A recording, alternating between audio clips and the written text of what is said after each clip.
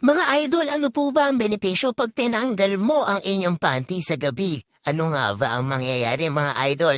Ang mga kababaihan po kapag po tinanggal po natin ang ating panty sa gabi, usually po hindi po tayo sanay na tanggalin yan. Kaya lang idol ito po base po sa pag-aaral, meron din po tayong benepisyo makukuha pag po iyan ay tinanggal mo sa gabi. Meron po tayo bacteria na tinatawag. Ito po ay ang Candida bacteria o yung mga yeast infection po natin. Sa atin po kasi mga kababaihan, mga idol, kailangan po kasi ma-maintain po natin yung pagiging acidic level po niyan. Kailangan maasim po talaga itong si Kifi ang ating puwerta. Kapag po yan, idol, ay medyo nawawala yung acidic level po niya, yung pH level niyan, ang nangyayari, idol, mas nag-grow itong bad bacteria. Siyempre, idol, pag gabi na, ang mangyayari po dyan ay yung inyong panty, yung bang pinawisan na yan.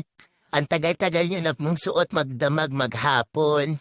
Yung singit po kasi natin dyan, idol, nagke-create po yan ng bad bacteria. Mga friction. Siyempre, idol, makiskis mo yan. Nung tinanggal mo ang inyong panty, ang mangyayari, idol, mas makakahinga po itong si Kifi.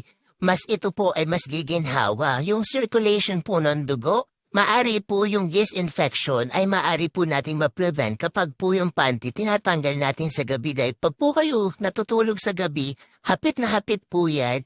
Kumbaga ito yung panty tapos ito yung puwerta. Masyado po siyang sikip na sikip dyan, idol, tapos malikot ka pa magtutulog. Ito po ay suggestion lamang na maari po ninyong tanggalin ang panty sa gabi para po mas hindi po mag-grow yung bad bacteria, para hindi po din po umaamoy itong si Kifi.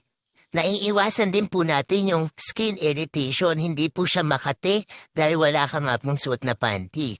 At pag nakita ni Mister na wala ka pong suot na panty, ay, ewan ko na lang idol ko anong mangyayari dyan. Yun lamang po idol, please stay happy, stay healthy, good vibes only. Please don't forget to like, share, and follow me for more videos. Happy bembangan, happy bakbakan. Yun lamang po idol, magandang buhay po.